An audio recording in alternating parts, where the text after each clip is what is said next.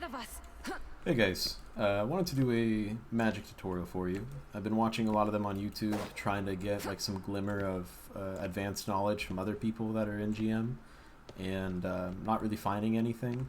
So I just thought I would share the tips and tricks that I've kind of learned. This is mostly like on the practical end of how to actually get better at her, how to practice getting better at her combos, and then how to apply, the different combos that are optimal to how you should be playing and the playstyle you should be using. So yeah, let me get right into it. I'm going to discuss, first things first, my crosshair. You're going to notice it's kind of funky. Second thing is, I'm just going to go over her abilities really quickly and point out kind of the damage breakpoints of them and what's important to use. After that, we're going to go through, all the different combos and whatnot. And then towards the end, I'm going to show you an advanced combo that I don't think a lot of people use. I'm sure somebody else has used it, but I just don't ever see other Magic players using it, so stick around for that. Unfortunately, I don't have time to edit this video, so this is just a one take. I apologize for any long pauses, stutters, or whatever, just going to give it a go. So if you want to stick around, learn something new, bear with me. But we're going to start off with the crosshair. If you want the files for it, this is a custom desktop logo program that I found from like 2008. I'll leave the link in the description with the PNG file that I created for it, but fundamentally it fixes the dash crosshair. So it's a little bit offset to deal with the fact that the dash is offset. I like this because in GM I've got Spider-Man's flying at Mach 11 and I want to hit them really quickly. I don't have time to calculate the left and right side of his arm in the moment, so all I want to do is look at center of mass, and aim directly at it and let the crosshair kind of do the work. It does mess up my my wave slash, but because I'm charging this and the reticle still appears from the accuracy setting, I actually don't mind this crosshair at all. I actually really like it. It's really helped me out. So I'll leave that in the description if you want it. Go ahead and try it out, see what it does for you. But let's get on to the abilities. So the one thing I just want to point out, before you get good at Magic, before you really try her, do not dump her abilities. Just like Doomfist and Overwatch, don't just go in there and just start dropping all your abilities. Like, yeah, you're gonna do a lot of damage, but like all of a sudden you're out of abilities, right? Like you're 3 limbos in and you're on cooldown for everything and you're probably dead. So the way you want to play Magic is to maximize how much damage you can do in a short period of time. And what that means is you are an assassin. You look at somebody and you command their death, okay? You just say, you're not going to exist anymore. You go to the back line, delete Luna, delete Mantis, delete Cloak, whatever you got to do, okay? And that is your primary job, by the way. You can brawl with tanks and you can defend your team and all that stuff, and you will when it's appropriate. But your #1 win condition is kill the enemy healers, because that's what you're really, really good at. And you're going to do so by controlling flank angles and sneaking up on them. And while you do your job, you're also going to put a lot of pressure on the enemy team at different moments. So as long as you maintain your win condition as killing the healers and trying not to die while you do it, you're going to get a lot of value out of Magic. So first things first, her abilities, her sword swing. Sword swing does a lot of damage, okay? The only thing that does more damage in her kit is fully charged slash and demon, right? Like nobody's going to stand full length demon though, like right here. So her sword swing is powerful, right? Her follow-up melee, it's tickle, okay? Wet noodle is also tickle. Does not do a lot of damage. Whirlwind, this guy, also does not do a lot of damage. I think I hit these guys before because it's not showing accurately. This thing does not do a lot of damage, okay? So first thing you need to get through your head, big sword swing, fantastic, okay? Wet noodle and whirlwind, the 2 W's, not good, okay? I'm not saying they're bad abilities, but they are not going to deal a ton of damage. They're not what's important, okay? This is free. There's no cooldown. This is also free, and there's no cooldown. So if you can maximize how much of this is going on, while still incorporating your cooldowns, that's how you're going to do the most damage as Magik. That's how you're going to weave in and out of the enemy team with limbos while you're killing them in their backline without dying. That's the secret sauce to Magik, okay? So there's 2 animation cancels that really matter, and I'm going to get into the other animation cancels that don't matter as much towards the end. The primary 2 for doing damage are as following. You have sword slash sword, okay? So speeds up the second sword hit just a little bit, right? Anytime that you finish with a sword hit, you will always follow up with a primary, or a melee, okay?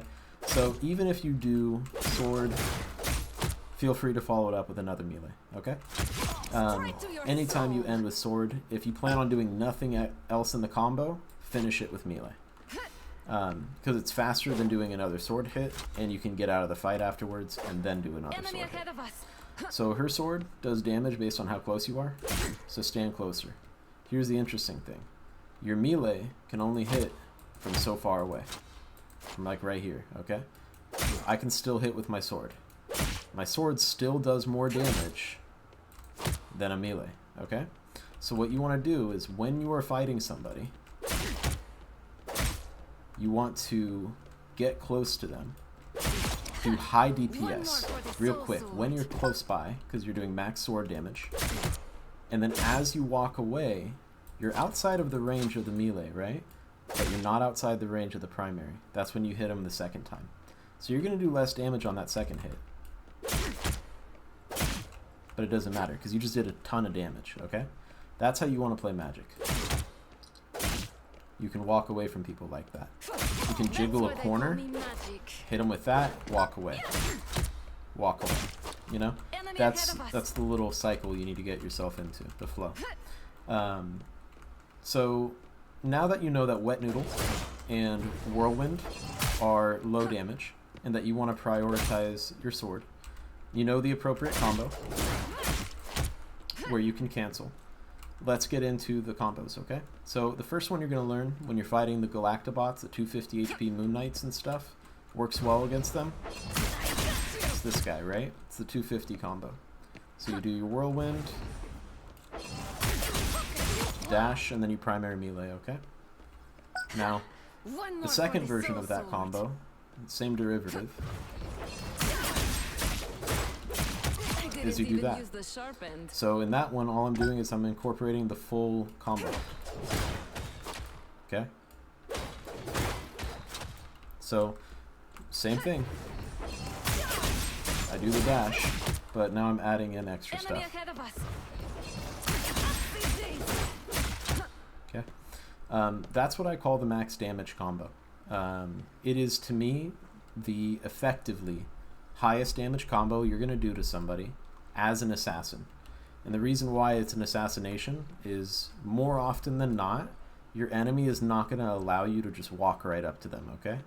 And to be honest, you can do a lot of damage by just walking right up to somebody. If you can get behind somebody and they don't hear you, that's 250 HP right there. That's Moon Knight gone. And I only used one ability. So I still have dash, I still have 2 limbos. If you have your ult, you know, you got your ult. You can do a lot of damage just walking up and just doing this combo. This is like your basic attack if you walk up to somebody. The other options that you have is to do this guy and then follow it up with a dash. And there's only one rule to this, and it is you're only allowed to Wet Noodle if you have first sword stricken, right? So if you use your sword, you may Wet Noodle, and then you can use your sword again. And the reason why is because this is a very valuable cancel. You don't want to waste your Wet Noodle. Wet Noodle is perfectly fine to just throw out quickly if somebody has like 30 HP and they're running towards a health pack and you just want to fly swat them, right? Otherwise, save the Wet Noodle for the combo. Like, that's where Wet Noodle is actually useful, is in between the major sword hits, okay? It's going to really increase your DPS, and what's important in this game isn't just like dealing damage, it's dealing damage in a short period of time. Because their healers need to not react to the damage because it's so fast. Okay?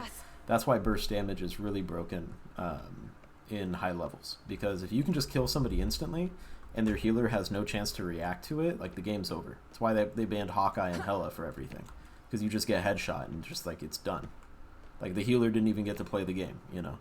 But if you're somebody who does like Magik, you do 80 damage at a time or so with your sword. You know, you can heal through that if you're just sitting here, you know, chugging along. So that's why you need to maximize your abilities to not give the enemy healer a shot at all. And the bad part about that is when you do that, like you see, I just used 3 abilities. So now my dash is off cooldown, my wave is on cooldown, and I'm down a limbo. Now the limbo does charge back really quickly with this combo. So like check this out. You know, how I would do this entrance onto an enemy team is, you know, I'm holding space. Oh. See, look, I have my wave available. I limbo out, limbo again. Now I'm safe again, right? And if I really wanted to, I could dash out or something. Okay?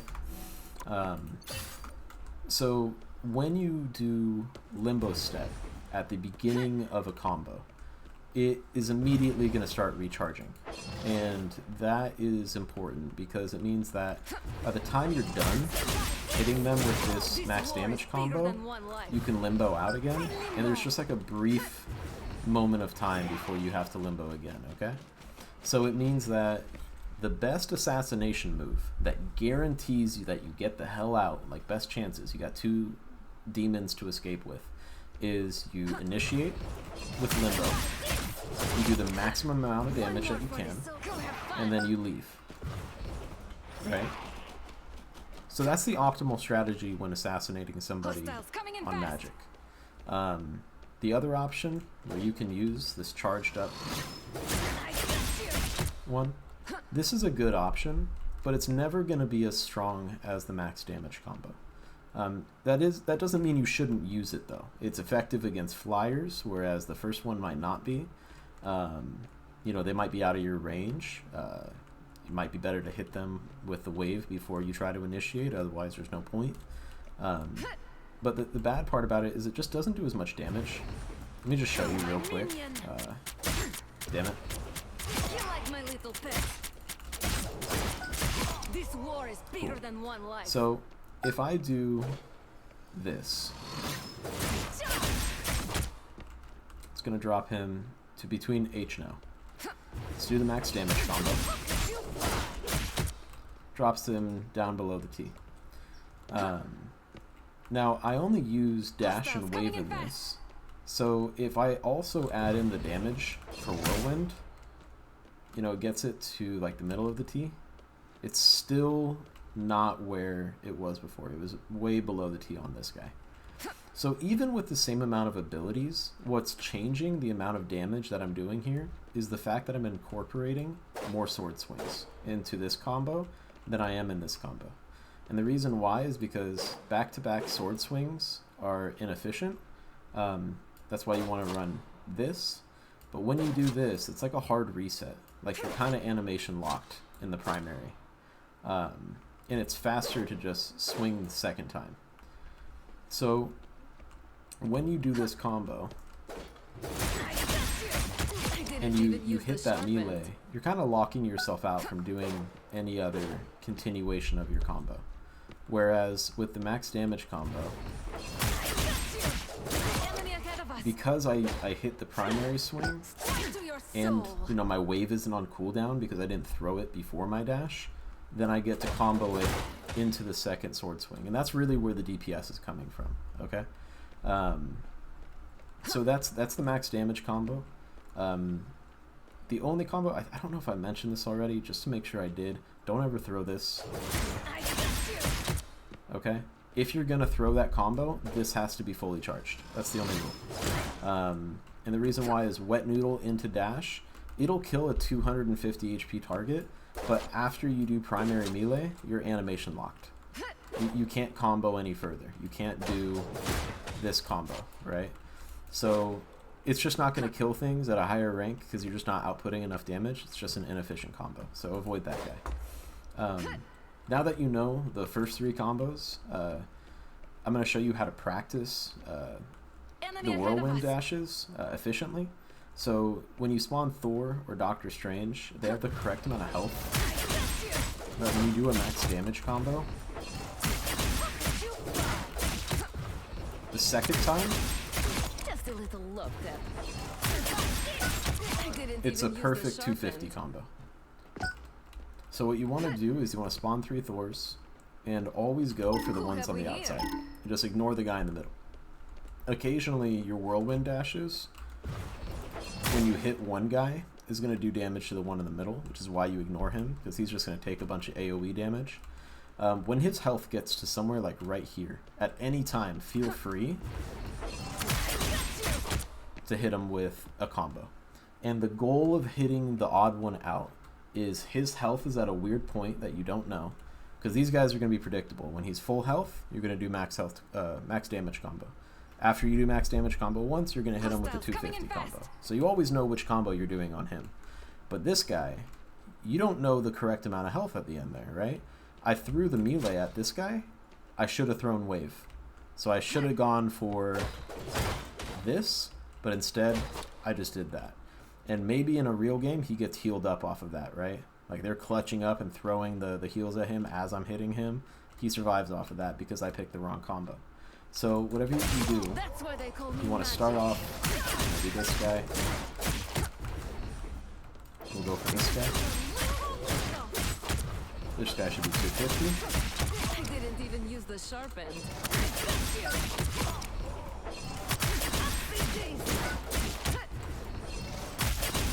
I'm going to kill this guy because he became in the middle and I just wanted to get rid of him.